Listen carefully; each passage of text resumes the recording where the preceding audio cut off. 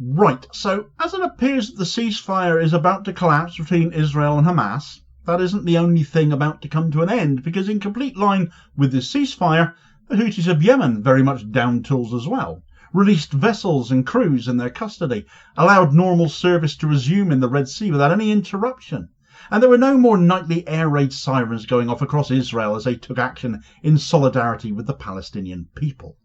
Well, despite news breaking that Hamas are now going to go ahead with the ceasefire releases come this Saturday, the Houthis are still gearing up again. And with a warning that if Israel resume their atrocities in Gaza, as is still feared, they will resume their offences against the blue and white state. That shipping traffic will once again face interruption in the Red Sea, that they hold Trump responsible in no uncertain terms for this, and that whilst Israel might be talking of all new tactics being deployed in Gaza, the Houthis, by the sounds of it, haven't spent the last several weeks twiddling their thumbs on that score either. Right, so the Ansar Allah movement in Yemen, better known as the Houthis, are gearing up to resume their support for Gaza should Israel collapse the ceasefire deal following that suspension of hostage releases by Hamas, even though Hamas have now said those hostage releases are going to go ahead as planned.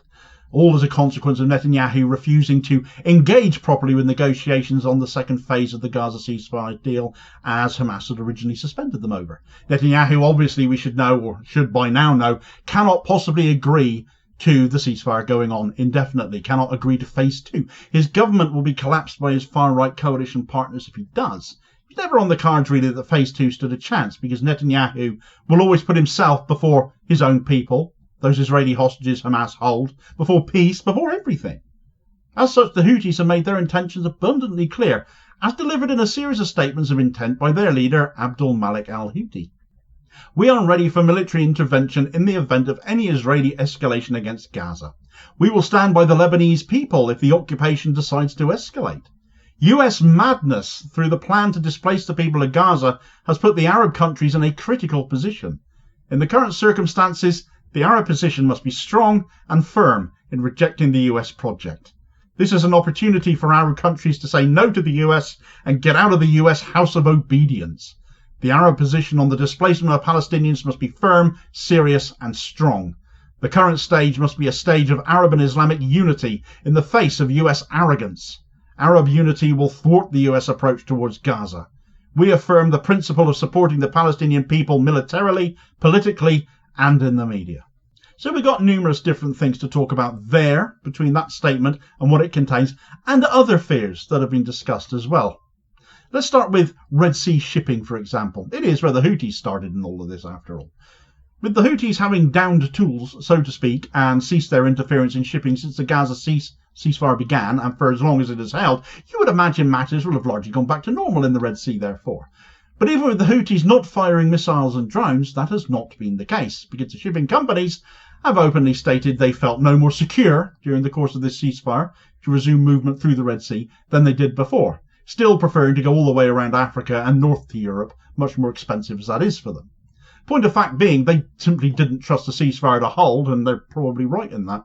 But also that wood-stained weapon of mass idiocy occupying the White House, Donald Trump, said he wanted to take over Gaza, didn't he? Which is a red rag to a bull for the entire Middle East. As far as shipping goes, though, the companies deemed it inevitable after that the Houthis would again resume attacks, so why should they change their tactics now when it's bound to all fall apart? Donald Trump has effectively done the Houthis' job for them here as far as disruption to Red Sea shipping goes. Shipping through the Red Sea has, since the ceasefire came in, risen by just 4%. Jan Rindbo, chief executive of commodities shipping group Norden, told the Financial Times that Trump's plan added to this picture of turmoil and tension in the Middle East, and that could prolong the Red Sea issue. Lars Jensen, CEO of Vespucci Maritime, which provides advisory services to ship owners and traders, claimed a week ago there was a light at the end of the tunnel, but now the likelihood of a return to the Red Sea is reduced. Going back through Suez is such a complex process that we have to make sure we don't go back for just a few months. Customers don't want to flip-flop, stated Vincent Clerc, chief executive of the Danish container shipping group AP Moller Maersk. As long as there is doubt about how things will look a few weeks down the road, we will wait, Clerc added. So shipping remains disrupted without the Houthis lifting a finger. Well done, Donny. On the matter of Trump buying Gaza, though, well, the Houthis have resorted to name-calling, And again, it is Abdul Malik al-Houthi spelling it out in one of his televised statements. When Trump said he will buy Gaza, from whom? From the people of Gaza? Who is like the people of Gaza? From patriotism, freedom, honour, pride, steadfastness, obedience and sacrifice? They are the ones who stood firm and held on to their rights for 15 months in the light of what they are suffering from. The mass destruction, the total destruction and aggression that we do not see in the whole world. Do you imagine, you stupid fool, that those honourable people, after all this steadfastness, which is incomparable, and the great sacrifice, will sell you their homeland? From whom will you buy Gaza? Ignorant fool, stupid fool, a merchant in everything, and he imagines that others will equal him in everything. Well, it seems like he's got the measure of Trump there, doesn't it? Beyond the Red Sea, however, there is the matter of the return to attacks on Israel, and one interesting comment al-Houthi made referred to Lebanon, didn't it? Now, prior to the ceasefire, the Houthis' combined drone and missile strikes were successfully reaching ever further north in Israel, as far as Haifa, in fact, at their furthest, which when I wrote about that at the time, I mused that they were almost within reach of the Lebanese border. So is that comment by al-Houthi a comment that can easily be overlooked, a reference to them believing they can now actually reach Lebanon, and the Israeli forces who have already been granted an extension until the 18th of this month to leave, and have now, it is being reported today, won themselves another 10 days of extension, till the end of the month? Can the Houthis reach them in southern Lebanon, and indeed will they choose to? Seems they're open to keeping that option open though, doesn't it? Aside from that, of course, and amid presumed resumption of attacks in Gaza, al-Houthi has spoken of the West Bank too, though they didn't raise arms against Israel as the likes of Jenin and Tulkarm have been assaulted. Is that going to change? Is that what that reference is all about? And have they intentionally not attacked the West Bank for the sake of those in Gaza? And is that going to change now?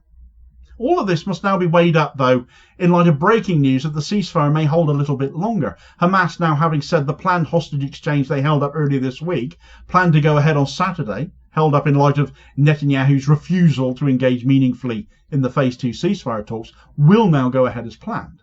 Now, this is already blowing up in Netanyahu's face, not just because it now puts the onus for ending the ceasefire back on him and Trump, but also as the right wing of his coalition government blame him for holding matters up already as long as he has, and not pressing the red button on the ceasefire before now, as according to them, he has now squandered the opportunity Trump gave them.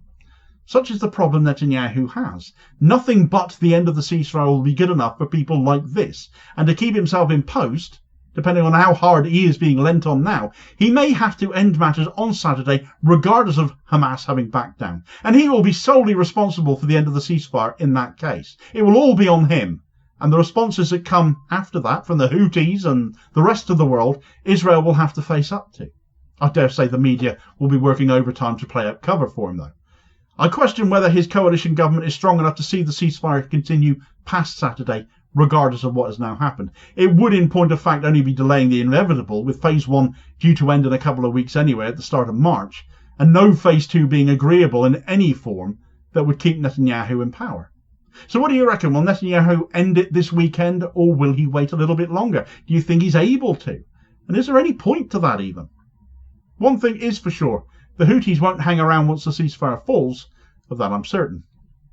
Another state that has apparently got a plan to deal with Trump's delusions about buying Gaza, though, is Iran, in another story getting next to no coverage, as you won't be surprised to hear. But that's why you come to this channel, isn't it? To get the news that you won't find anywhere else. They think they've got the measure of him. So check out the details of that story in this video recommendation here as your suggested next watch to learn all about that. Please do also hit like, share and subscribe to the channel before you do so, though, so as to ensure you don't miss out on all new daily content while supporting the channel at the same time as well, which is very much appreciated. And I will, of course, hopefully see you on the next feed. Cheers, folks.